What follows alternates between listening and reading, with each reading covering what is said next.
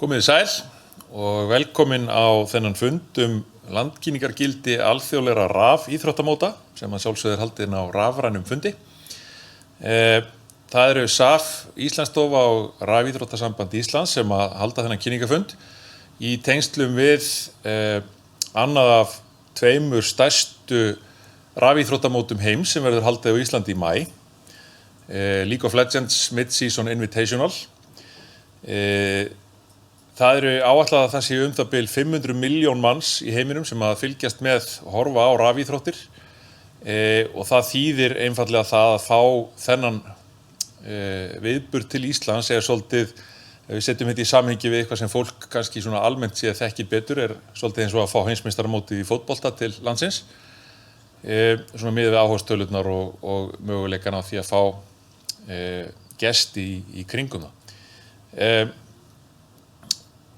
Það sem við ætlum að fara hér yfir á eftir svona ýmislegt varðandi þennan nýja markhóp íslenska ferðaþjónustu sem að við getum verið að horfa á bæði í tengslum við þetta mót og svo inn í framtíðina.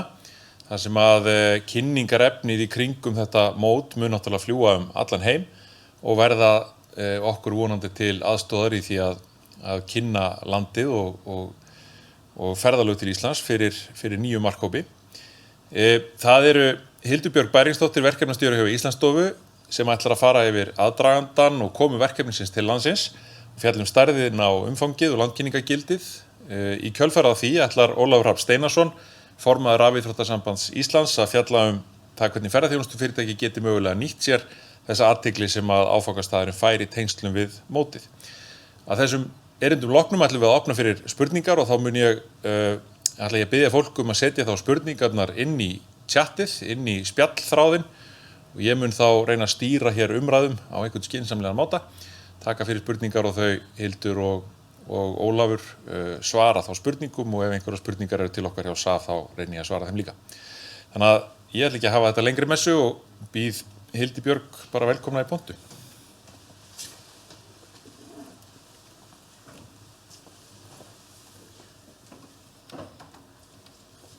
Já, komið sæl, eins og Jóhannes sagði hér, þá heiti ég Hildur Björg Bæringsdóttir og starfa hjá Íslandsstofu sem verkefnastjóri í verkefninu Meet in Reykjavík.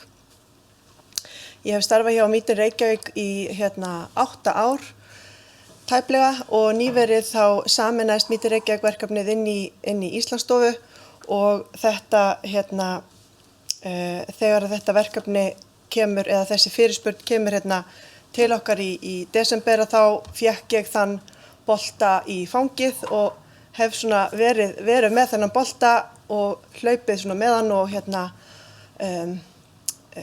kastað honum og sparkað honum á milli liðsfélaga hjá Íslandsstofu og Meet in Reykjavík og úr varð að við unnum þetta. Ég ætla að fara aðeins yfir þetta með ykkur. En forsagan sem sagt eins og ég sagði að útgefandi Riot Games, útgefandi League of Legends og skipuleggjandi League of Legends mótaraðurinnar settu sig í samband við Meet in Reykjavík í desember 2020 til þess að kanna áhuga Reykjavíkur á að hýsa annars stærsta viðburð í mótaraðurinnar árið 2021 eða þennan Mid-Season Invitational. Og það voru 15 borgir sem að koma til greina og það var ljóst alveg frá upphafi að við vorum eina borgin, að Reykjavík var eina borgin í Evrópu og þetta þótt okkur gífurlega áhugavert og þetta var svona eitt af því sem vakti mikinn áhuga hjá okkur að hlaupa svolítið hratt með þennan bolta og fara af stað í þetta og við sendum Expression of Interest 23. desember 2020 og formleg umsókn var send 31. janúar 2021 og svo var það þarna bara strax í byrjun febrúar sem að við fengum að vita að við unnum þetta en 4. mars var tilkynnt opinberlega að Ísland og Reykjavík hefði orðið fyrir valinu. Þannig að í raun og veru var þetta ferli sem að hefði venjulega tekið svona 1 ár var afgreitt þarna á 2 mánuðum. Aðeins verkefnið. Riot Games var stofnað árið 2006 og League of Legends fyrsta og enn í dag langstærsta afurð fyrirtækisins. Riot Games hefur frá stofnun verið leiðandi í heiminum í þróun og útgáfu leikja sem eru sérstaklega hannaðir sem rafíþróttagreinar. Hjá fyrirtækinu starfa rúmlega 3000 manns og eru höfuðstöðvar þess í Los Angeles. Fyrirtækið með starfsstöðvar í yfir 20 löndum og Valorant nýjasta afurð Riot Games og verður Valorant Masters 2 hér á landi fyrsta alþjóðlega mót atvinnumanna í leiknum. Þannig að í raun og veru haft samband við okkur um að hýsa League of Legends Mid-Season Invitational en síðan bættist við í raun og veru í þessu ferli öllu bættist við þessi Valorant leikur sem að lengdi tímabilið og stækkaði þá í raun og veru verkefnið. League of Legends einn mest spilaði tölvuleikur í heimi og keppni atvinnumanna í leiknum með mest áhorf allra rafíþrótta. Samkvæmt upplýsingum frá Riot Games leikurinn með 27% áhorf á rafíþróttir í heiminum og leikurinn sérstaklega vinsæll í Kína, Suður-Kóreu og Suðaustur-Asíu. Það voru 23 milljónir manna sem horfðu á beina útsendingu frá úrslitum leikana í Shanghai í október 2020 og áætlar fyrirtækið að minnstakosti 100 milljónir munu horfa á það efni sem framleitt verður hér á landi í tengslu við mótin núna í vor. En Riot Games hélt heimsleikana sína í október í 2020 í Shanghai og þannig að þá héldu þannig að þeir eru með reynslu í að vera að halda live mót í COVID, during a pandemic. Þannig að þeir eru með reynslu við það og koma svo hingað til Íslands og gera það aftur núna í maí. En útboðsferlið og hlutverk Íslandsstofu viðræður við Riot Games hófust leið og fyrirspurnin var send í byrjun desember. Mest áhersla var lögð á sóttvarnaráðstafanir hér á landi og áhrif takmarkana á landamærum. Það var haft samráð við embætti landlæknis, heilbrigðisráðuneyti, dómsmálaráðuneyti, lögreglu og fleiri aðila. Gera þurfti grein fyrir öryggi flugsamgangna og veita upplýsingar mögulega staðsetningu leikana og þjónustaðila sem uppfylltu mjög strangar kröfur fyrirtækisins. Hlutverk Íslandsstofu í ferlinu að vera tengiliður áfangastaðarins við Riot Games, miðla upplýsingum gildandi sóttvarnareglur og breytingar á þeim, hafa milligöngu í samskiptum við opinbera aðila varðandi leyfisveitingar, vísuumsóknir og fleira, hafa milligöngu í samskiptum við innlenda þjónustaðila þegar það á við og auk þess að taka virkan þátt í kynningastarfi, fjölmiðla samskiptum og fleira. Þannig að Íslandsstofa var ekkert að velja samstarfsaðila Riot og beina þeim í ákveðna átt, heldur í raun og veru vorum við að kynna þeim fyrir öllum þeim möguleikum sem væri í boði hér á landi út frá í raun og veru þeirra kröfum og Riot gerði sitt eigið bakgrunnstékk á fyrirtækjum hérlendis og tóku sjálfur ákvörðun hvaða fyrirtæki þeir ósku eftir tilboðum frá og hverja þeir svo gerðu að lokum samstarfssamninga við.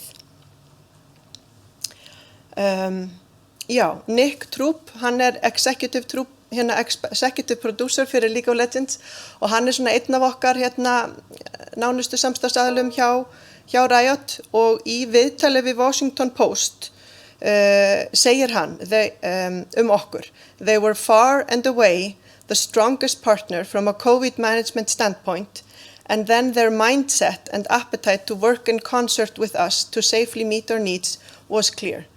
Þannig að þetta náttúrulega bara klárlega frábær meðmæli sem við fáum þarna frá honum og sýnir í raun og veru kannski líka að við vorum svona frontrunner alveg frá byrjun og þeir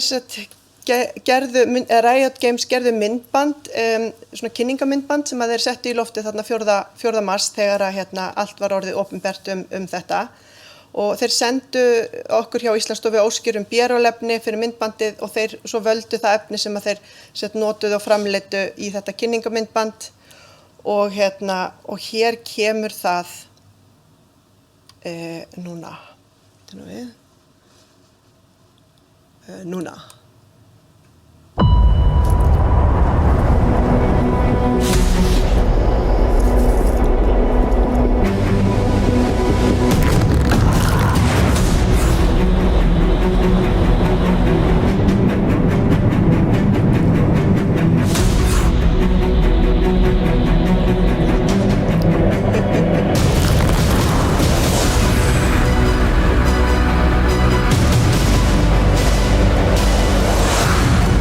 MSI 季中冠军赛 MSI 가 MSI is back.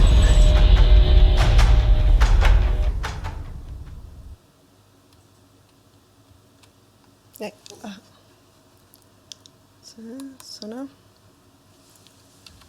svona. Já, smá svona gæsahúð, það ekki. Aðeins viðburðinn sjálfan, eða viðburðina.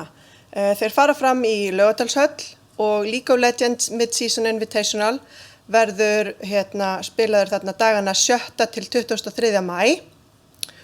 Og það eru 120 League of Legends Pro Players sem koma til landsins og hefja leikana. Svo bara detta liðin af skaftinu hver af öðru. Þannig þetta eru 12 10 manna lið, skils mér. Valorant spilaður 24. til 30. maí og þar eru 80 Pro Players sem koma til landsins. Og útsendingar frá mótinu verða á minnstakosti 7 tungumálum.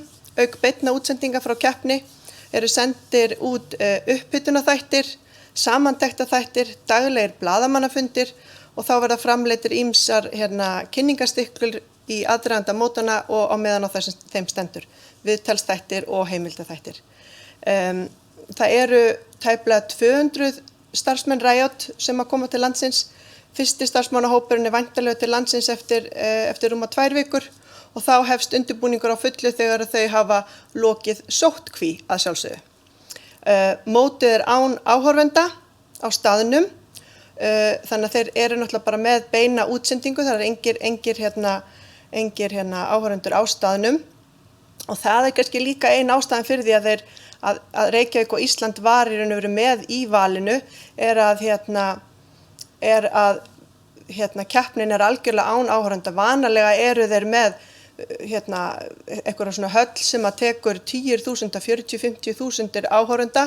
Ekki eru við með slíkan kost hér á landi, þannig að þegar að þeir halda slík mót í framtíðinu og allt verður eðlilegt þá komum við ekki til greina. Þannig að þetta það var svona þetta. Við vorum eina borgin í Evrópu í þessu og svo líka að við sáum bara þetta tækifæri að við gátum verið með þetta venue sem að þeir þurftu án áhorfenda. Já, og svo vildi ég kannski aðeins nefna það líka að blaðamannafundirnir, þeir eru ekki áætlað að sé einhverju erlendi blaðamenn að koma hingað til landsins, heldur verða þessir blaðamannafundir rafrænir. Þannig að það verða bara svona einhverju lokal blaðamenn sem að fá mögulega eitthvað aðgengi á staðnum. Skilst mér. Svo það varðandi áfangastaðins, ábati áfangastaðarins að verkefninu margþættur.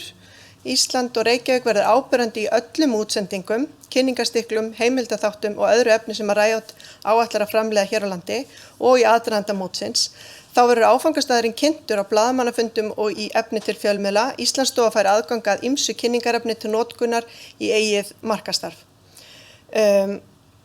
Þannig að það verður svona ýmislegt sem að við getum gert. Við sjáum fyrir okkur að nýta tækifæri og búa til case sem að sýnir áfangastaðinn og að geti höndla svona stóra viðburði og sýnir svona hvað við getum og að við getum tekið á móti slíkum viðburðum í framtíðinni. En svona beinhagræn áhrif verkefnisins eru að það eru 400 mann sem að dvelja hér á landi í tengslum við viðburðina og áætlað að hópurinn þurfi 8.000 gistinætur. Laugardalshöll hefur verið leigð í 5 vikur og verður öll þjónusta að undanskildum sérhæfðum tæknibúnaði sótt til áfangastaðarins. Aðeins markhópinn. Það áætlað að í dag horfi 500 milljónir manna á rafíþróttir. Þar af horfa 135 milljónir á efni tengt League of Legends. Áhorf á rafíþróttir hefur verið að aukast 12-18% á ári undanfarin ár. Og vinsældir rafíþrótta eru mestar í Asíu eins og kom fram hér áðar, en 57% af áhorfi rafíþrótta í Asíu.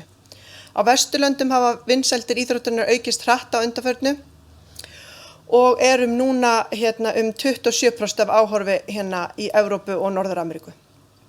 Samkvæmt gögnum frá Riot Games eru 85% þeirra sem spila League of Legends að horfa á efnið sem framleitt í tengslum við hann á aldrinum 16 til 30 ára og menntunarstig yfir meðalagi, þeir eru líklegri til þess að starfa í tæknifyrirtækjum eða við nýsköpun og ferðast meira heldur en jafnaldra þeirra. Þannig að það í raun og veru mikil tækifæri í þessum markhóp. Þetta hópur sem við höfum ekki mikinn aðgang að allra jafna og hér höfum við þá tækifæri til þess að sýna þessum hóp okkar áfangastað. Þó hópurinn sé ungur þá hefur hann getu og vilja til þess að ferðast í framtíðinni. En á eftir mun Óli Hrafn tala það hvernig best að nálgast þennan hóp, gegnum hvaða miðla, boðleiðir og svo framvegis. Já, og svo bara ef ykkur vantar nánari upplýsingar eftir þennan fund, að þá eru það ég og Sigurður Valur og Sigríður Dögg hjá Íslandsstofu sem að getum erum til svars það. Og annars bara þakka ég fyrir mig og býðan Óla velkomin í sína kynningu. Takk fyrir.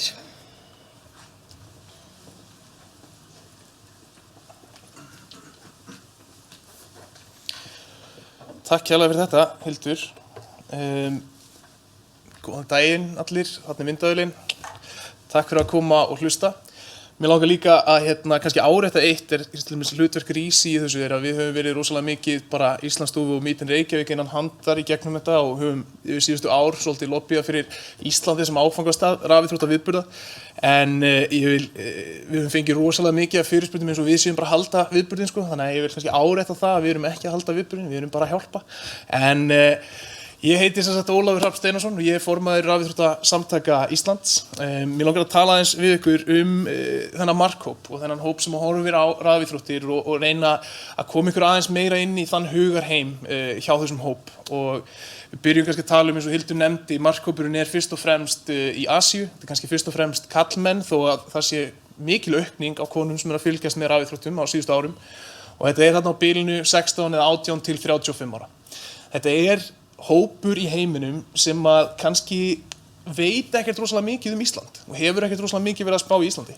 Og þegar ég var að vinna hjá Riot Games og var að ferðast út allan heim að mæta á rafíþróttaviðburði að þá fekk maður alltaf mjög skrítin viðbrögð þegar maður sagðist vera frá Íslandi og það kom mér á óvart hvað fólk vissi í rauninni miklu minna Ísland heldur en ég hafði gert ráð fyrir. Ég var til dæmis spurður bara hvort við værum með ljósleiðara. Þú veist, bara, eru þið með internet á Íslandi? Þú veist, búið þið ekki bara í snjóhúsum og annað. Og stundum var það í gríni en stundum ekki. Þannig að þetta risastórt tækifæri fyrir okkur til þess að sýna ákveðna mynd út í heiminn, gagnvart þessum hóp og sýna að við séum tæknivætt, frábært, flott samfélag sem getur tekið á móti stærstu rafíþróttaviðburðum í heiminn. Út af því hvar markhópurinn liggur, að það má gera ráð fyrir því að Ísland verði ofarlega í huga nýrra einstaklinga, sérstaklega í Asíu, en líka í Evrópu og í Bandaríkjunum. En sem sagt áhorfið á Valorant og áhugin á Valorant meiri í Evrópu og Bandaríkjunum og áhugin á League of Legends meiri í Asíu, Kína, Suður-Kóreu og Suðaustur-Asíu.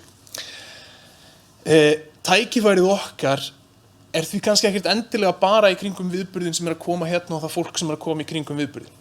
Þetta gluggi, þar sem við fáum að tala við heiminn á hátt sem við höfum aldrei fengið að gera áður. Og þetta okkar tækifæri til þess að koma Íslandi inn á bucketlistan hjá tugum milljóna einstaklinga allan heim. Þannig að það rosalega mikið á okkur öllum að hugsa hvernig við viljum representa Ísland út á við í kringum þetta þegar að við erum að fá alla þessa athygli og allar þessar Google-leitir og annað af fólki sem að skoða, þú veist, hvað þetta Ísland? Hvernig eru þeir að halda þennan viðburð? Við tölum oft áhorfið á rafíþróttir og það alveg rétt, hundruðir milljóna manna fylgjast með þessu og það talað hérna 500 milljón mann sem fylgjast með rafíþróttum og þessir viðburðir eru það stórir að allir sem að fylgjast með rafíþróttum vita af þeim. Þannig að það má alveg gera ráð fyrir því að 500 milljón manns viti að þessi viðburður haldinn á Íslandi. Og svo sjáum við líka eins og þegar Hildur tekur viðtalið við Nick Troop hérna, að þá kemur það bara úr Washington Post. Þá Washington Post allir farin að skrifa þú veist, af hverju var Ísland valið. Og sú fréttaumfjöllun nær til enn fleira fólks. Og hún búin að vera í gangi frá því að Ísland var tilkynnt sem áfangastaður og mun vera í gangi alveg þangað til mótið búið. Við munum líka leika stórt hlutverk í heimsmeistaramótinu síðar á árinu, en þessi viðburður hérna á Íslandi stór partur af sögu ársins í keppni League of Legends og þá má því búast við annarri lotu af kynningu einhvern tímann í desember. það sem að kannski fellur á milli þiljastundum skilningur fólks á þessum aðdáendahóp og margir fatta kannski ekki hvernig nenni fólk að horfa á tölvuleiki. Það setur kannski ekki samansemmerki að þetta eins og að horfa á fótbolta og mér langar að segja ykkur bara sögu frá einni reynslu hjá mér til þess að við kannski í sameiningu föttum hvað þetta geta verið ruglaðir viðburðir svona stórir og það var þegar ég mætti á heimsmeistaramótið í Suður Kóreu 2014 í League of Legends en þar voru 40.000 manns sem voru að mæta. Þetta var stærsti viðburðurinn sem Riot hafði haldið á þeim tíma og einhver gerði vittleysu í útreikningunum það hvernig við ættum að hleypa inn á svæðið. Þannig að það var reynt að koma 40.000 manns inn einn inngang. Á þessum inngangi þú veist að rétta hverjum einstaklingi 5 gjafir og það var hálftími til þess að fylla stadiumið.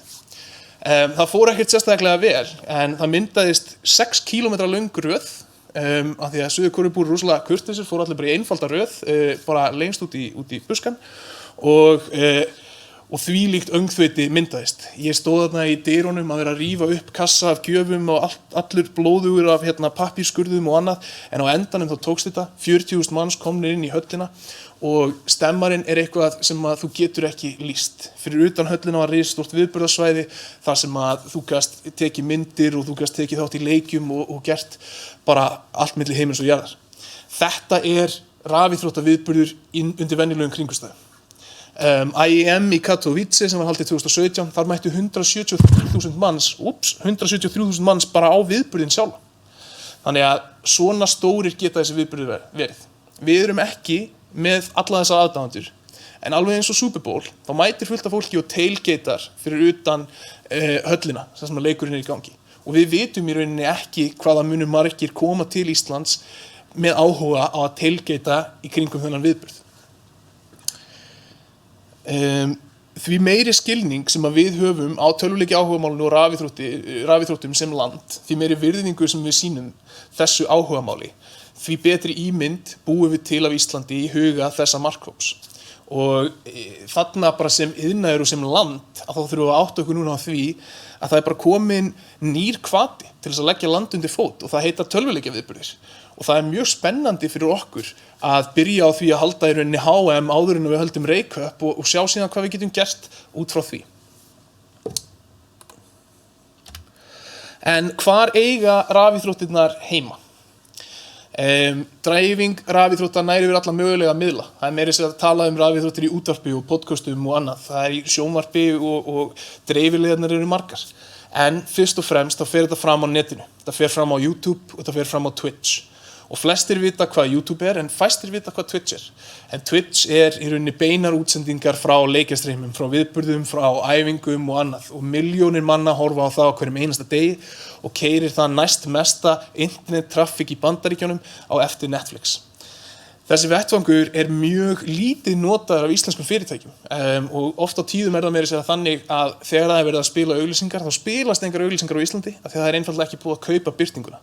En samt erum við með þúsundir eða tugþúsundir íslenska neytenda sem og áhugasama erlenda einstaklinga þarna sem að við gætum verið að tala við. Og ég bendi sérstaklega á þennan vettvang í kringum þetta ef þið viljið koma ykkar skilaboðum á framfæri til fólks út í heimi eða innanlands að skoða svolítið Twitch. Svo fréttaveitur sem fjalla rafíþróttir, bara sérstaklega rafíþróttir. Þú ert með eSports Observer, þú ert með The Dot, þú ert með margar fleiri vefsíður sem eru einfaldlega að flytja fréttir af rafíþróttum. Það alveg leikur á borði fyrir íslensk fyrirtæki og íslensk fyrirtæki í ferðaþjónustuna að hafa samband við þessar fréttaveitur og bjóðast til þess að gefa þeim upplýsingar hvað í boði fyrir ferðalanga sem að langar að koma til Íslands í kringum viðburðin og kannski sjá eldgos í leiðinni. Þarna þurfum við að vera svolítið proaktív í að finna þessa vettvanga og að láta það fá efni sem að fólk út í heimi hefur áhuga á. Af því að ef þú ert 23 ára League of Legends aðdáandi í Evrópu sem ekki búin að fá að ferðast í 1,5 ár og einhver kemur til þín og gefur þér þessa afsökun, sannfærið það að þú getur ferðast hérna og verið öruggur frá COVID og notið upplifunarinnar, að þá gæti vel verið að við getum hreyft við fólki til landsins. Svo það samfélagsmiðlarnir. Samfélagsmiðlarnir þeir spila mjög stórt hlutverk í rafíþróttum, í rauninni meira heldur en í hefðbundnum íþróttum. það taka allir í umhverfinu virkan þátt í samfélagsmiðla umræðinni. Liðin sjálf, leikmennirnir, styrktaraðilar, leikjaframleiðendur og allir aðrir. Og þetta svolítið svona djók samskipti. Þannig að ef að einhver mikill áhugamaður samfélagsmiðla, þá myndi ég líka segja fyrir íslensk fyrirtæki og íslensk fyrirtæki í ferðaþjónustunni að þá væri alveg tækifæri til þess að hoppa inn í þessar samræður og jafnvel fara á flug og fara væral hérna í kringum eitt tweet. Og bara svona sem dæmi, þú veist, ef eitthvað lið kannski tapar óvænt rosalega illa og Livia myndi tweeta eitthvað, þú veist, hey TSM, we sell excellent burn ointment at Laugavegur 25, þú veist, we're here if you need us. Þetta gæti bara verið geggjaður brandari sem að fær bara retweet og allt í einu bara 100.000 retweet, 10 miljón manns búin að sjá þetta og hver veit. Þannig að við erum svolítið að vinna á þessum skala og í þessu umhverfi sem miklu stærra heldur en við þekkjum. Þannig að bara það að taka þátt getur oft skilað miklu meiri ávinning heldur en við gerum okkur grein fyrir. Svo það síðasta sem ég langar að tala um hérna og það eitt sem sérstakt við rafíþróttir og það þegar leikmenn ferðast á þessa alþjóðlegu viðburði. Þá byrja þeir að æfa sig í umhverfinu. Þannig að núna erum við að fá leikmenn frá Kína og Suður-Kóreu og Suðaustur-Asíu og Bandaríkjunum og þeir eru allir að fara að spila á evrópska serverna. Og það rosalega mikill áhugi frá spilurum að sjá hvernig þessi leikmenn standa sig í nýju umhverfi. Þetta svona svolítið eins og ef að þegar portugalska landsliðið kemur til landsins að þeir myndu spila í 3 vikur í Pepsi Max-deildinni í mismunandi liðum og við fengum einhvern veginn að sjá hvernig þeir standa sig í Pepsi Max-deildinni. Og þetta væri eitthvað sem að fólk hefði rosalega mikinn áhuga að horfa á. Og þetta eitthvað sem gerist í kringum rafíþróttir. Þannig að leið og spilararnir lenda og þeir byrja að streyma og byrja að gera hluti á Íslandi, þá komið tækifæri fyrir okkur að blanda okkur inn í umræðina, að byrja að auglýsa og byrja að tala við þennan markhóp. En hvar horft á MSI og Valorant Masters? Útsendingarnar sjálfar frá mótinu munu fara fram á Twitch, YouTube og svo í rosalega stóru dreifinetti allan heim. Eins og til dæmis inn í Asíu, það rosalega erfitt fyrir okkur að kaupa auglýsingar á asísku miðlunum. Þú veist, það eru kínverski miðlar sem eru hinum megin við vegginn og þeir sjáum bara að servera kínverska markaðinn. En við getum samt tekið þátt í öllum alþjóðlegu áhorfs vettföngunum, getum sagt. Rafíþrótta efnisveita Riot Games gengur undir nafninu LOL Esports á flestum miðlum og ég myndi mæla með því að targeta auglýsingarnar eitthvað þangað ef að þið viljið hitta á akkurat réttan markhóp og Twitch-rásinn sem á móti verður sýnt á twitch.tv/Riot Games. Svo það Reddit, það spjallað rosalega mikið stórmót og League of Legends almennt á Reddit og þar geti ég verið tækifæri til þess að blanda sér inn í umræðina á einhvern þátt og taka þátt. Það eru 5 miljón manns sem eru skráður á spjallborði Reddit í kringum League of Legends og 780.000 í kringum Valorant það bil. Og svo síðast en ekki síst að þá eru það þessir content creators eða í rauninni efnisframleiðendur, sjálfstæðir einstaklingar í samfélaginu sem eru kannski að taka einhver myndbönd frá Riot og bregðast við þeim eða tala þau eða hvað það og þetta efni fær oft ennþá meiri dreifingu og nær til nýs hóps þannig að það að fylgjast með hvaða efni að koma út í kringum viðburðin á þessum miðlum. Bara, þú veist, var eitthvað 3 mínútna YouTube-myndband að gera góða hluti. Ég ætla að fara og auglýsa á því. Það getur líka veitt mjög góð tækifæri og hjálpa því sem fyrirtækjum að ná þessari öldu, getur sagt. En ef við förum aðeins beint í tækifærin, sem að mér langar sérstaklega að tala líka, þá það ekki bara í kringum þennan viðburð og í kringum þetta fólk sem að koma hérna. Þetta okkar tækifæri til að setja fótinn inn hurðina hjá alþjóðlegu tengslanetti sem að þangað til núna við höfum ekki haft aðgang að. Þetta fólk hefur aldrei komið til Íslands. Það hefur aldrei haft neina ástæðu til þess að einu sinni hlusta á eitthvað sem kemur frá Íslandi. Ef að þú ert kínverskt League of Legends lið með 40 miljón aðdáendur í Kína og eitthvað íslenskt fyrirtæki sendir kaldan tölvupóst og segir hæ, mér langar að vinna með þér, þá ert ekkert líklegur til þess að svara. Þú ert örugglega með 5 tölvupósta frá einhverjum símafyrirtækjum og Coca-Cola og öðru upp á marga milljónir bandaríkjadollara sem að bíða ólesin í inboxinu þínu hvort sem En út af því að þau að koma hingað, þá höfum við tækifæri á að mynda þessi sambönd. Þessi sambönd, þar sem að við getum gert eitthvað fyrir þá og út af stærðinni þeirra, þá geta þeir gert rosalega mikið fyrir okkur.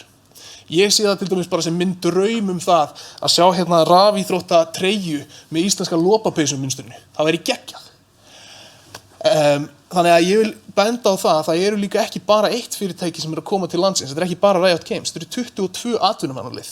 Og öll þessi lið eru sitt eigið fyrirtæki.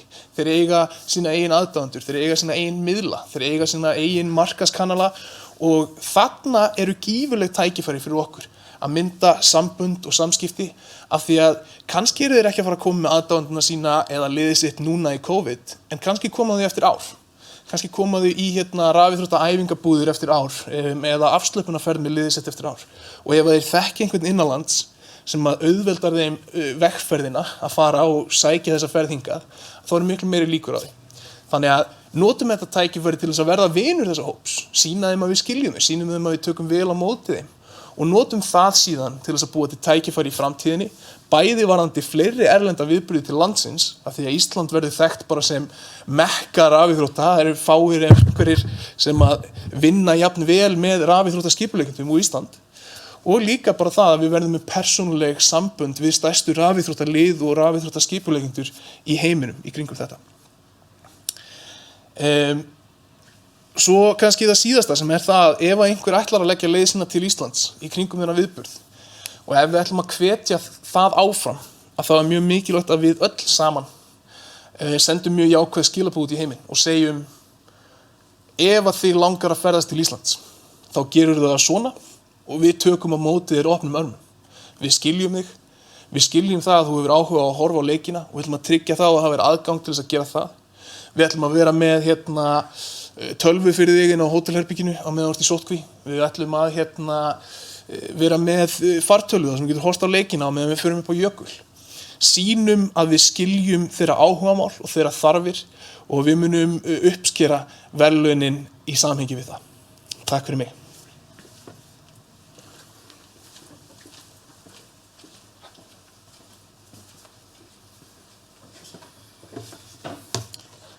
Takk fyrir þetta.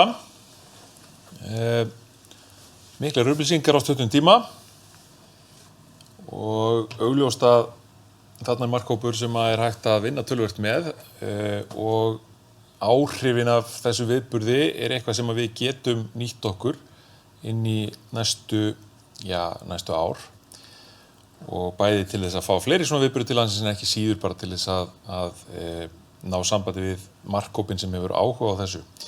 Það má kannski líkja þessu við til dæmis eins og Game of Thrones varðandi landkynningu eða stóra kvikmyndi eða eitthvað slíkt.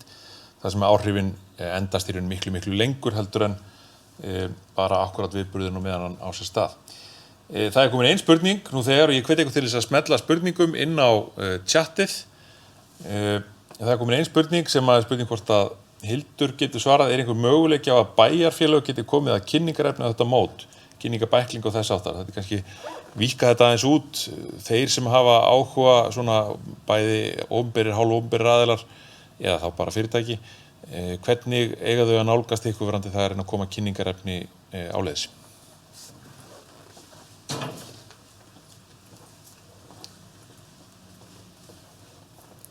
Já, sæl.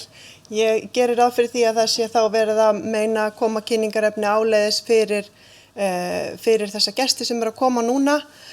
Ég myndi mæla með því að hafa samband við Senu. Sena er að þjónusta þennan hóp á þennan hátt. Þannig að ég svara þessu þannig, hafa samband við Senu. Flott takk fyrir það. Það er eitt sem að mig langar að benda á að hér er talað alla þessi samfélagsmiðla og bæði gamla og nýja og við erum öll svona mismunandi miðaldra, sumir skilja þetta og aðrir ekki. Sumir eru með í fyrirtækjunum in-house möguleika til þess að vinna með þetta, aðrir ekki.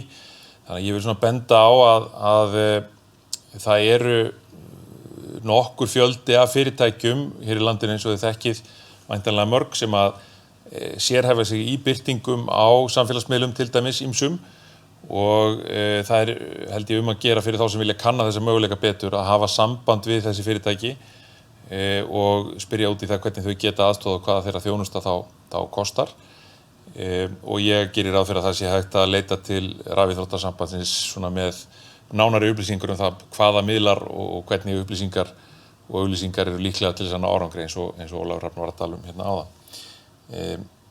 Það eru ekki fleiri spurningar í kortunum.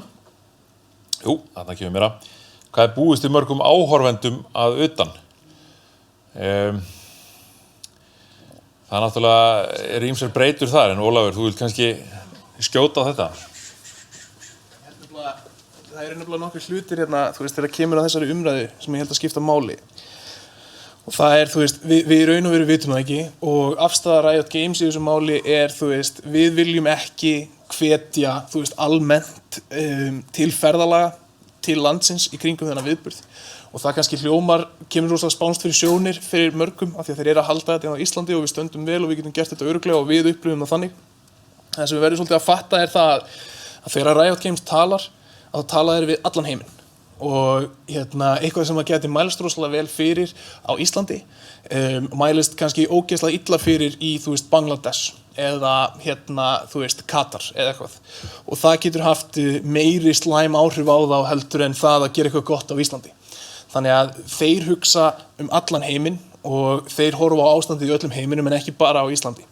Það sem við höfum svolítið verið að skoða er, þú veist, getum við einhvern veginn unni með þeim til þess að hvetja til mjög takmarkaðra og öruggra ferðalaga til Íslands og það er umræða sem er í gangi.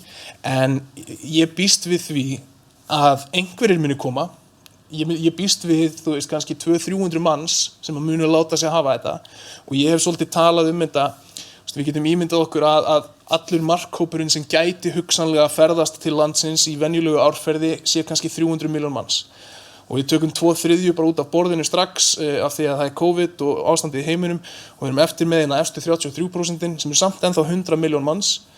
Þannig að það er líka svolítið okkar að fara út og tala við þessa 100 milljón manns og reyna að sækja kannski einn af hverjum 10.000 eða einn af hverjum 50.000 eða hvað það er og sannfæra að gera þessa einstöku ferð til Íslands að raunveruleika og svo þurfum við bara að sjá hvað það er. Ég held að, þú veist, undir venjulegum kringumstæðum þá geti ég staðið hérna og sagt bara ef við værum að halda þetta með 50.000 manns í áhorfendahópnum þá myndi ég búast við 30.000 manns til landsins fyrir þetta eða 40.000. En út af því að við erum í ástandur eins og við erum í dag og það er þetta skemmtilega orð fordæmalaust þá er mjög erfitt að segja nákvæmlega til það en ég býst alveg við einhverjum en hvað þessi tala einhverjir eru er bara gæti verið, þú veist, 10 upp í 10.000. Það er ágætis skot. Hér er tvær spurningar. Hvað má áætla að keppendur fá marga frídaga á þessum tíma? Það er að segja þá spurningum varðandi keppendurna og hvaða möguleiki á að þjónusta þá. Og síðan einnig eru til gögn varðandi þarfir og áhugasvið markhópsins með áherslu á ferðaþjónustu. Það er til dæmis hvað þarf að bjóða varðandi útbúnað á herbergjum, eins og Ólafur var að nefna, en almenn gögn til dæmis hvaða vörur ætti að leggja áherslu á varðandi markhópinn í framtíðinni. Er einhver slík gögn til? Þeir raunin bara verið að spyrja hverju öðru hefur þetta fólk áhuga á heldur en tölvuleikjum eða hvernig tengist þá það áhugasvið inn í annað. Þannig að viljið þið ekki bara stökkva inn í þetta. Þetta eru frídagarnir og síðan hvaða vörur er líklegt að selja? Ég get svarað þessu með frídagana. Það er það er í raun og veru líka á Legends-keppnin er í 3 stigum og þannig að það eru einhverjum svona dagar inn á milli þar en þar eru keppendur að nota þá daga til þess að undirbúa sig fyrir næsta stig þannig að í raun og veru eru frídagar keppenda í lok þegar þau detta út annarkvort eru þau detta út eða alveg í lokin að það fá þau nokkra daga Riot hefur talað 2-3 daga áður en að þau eru send heim.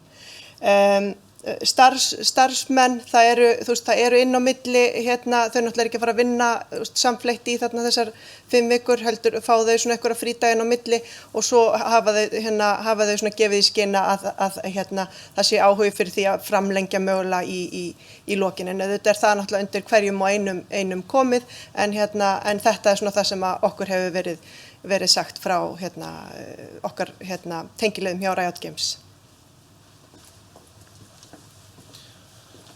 Já, þetta eru nefnilega, eins og við kannski áttum okkur ekki alltaf á því, þetta eru atvinnumenn í keppnisferðalagi. þú veist. Þeir eru komnir hérna til þess að keppa fyrst og fremst, ekki til þess að fara í frí.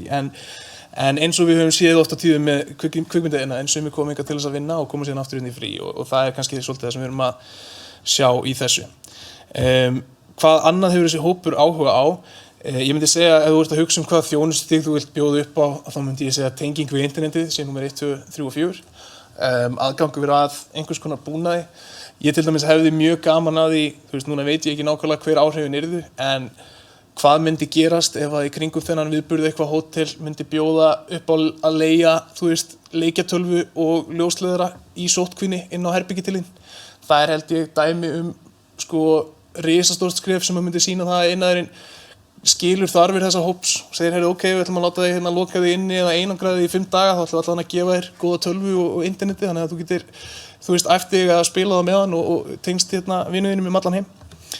Svo þetta líka bara eins og Hildur talaði þetta eru einstaklingar sem hafa mikinn áhuga á STEM-greinum, vinna í tæknigeranum, eru oftast með aðeins yfir meðalagi í tekjur.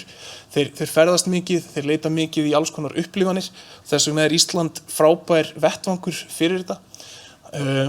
Við bjóðum líka upp á eitt sem við töluðum alveg sko frá bara upphafi á bitinu og öðru sem skilur Ísland svo stórbrotið og fjölbreytt umhverfi að þú getur alveg fundið sko margar hluti sem líta út eins og umhverfi í League of Legends og þannig að þú veist hvað með eins og til dæmis fólk sem cosplay það býr til búninga af karakterunum í leiknum þú veist, væri það eitthvað sem að jöklaferðir ætti að bæta við að þú getur bætt við, þú veist, ljósmyndara til þess að koma og taka professional photoshoot af þér í þessum íshetju búning upp á Langjökli.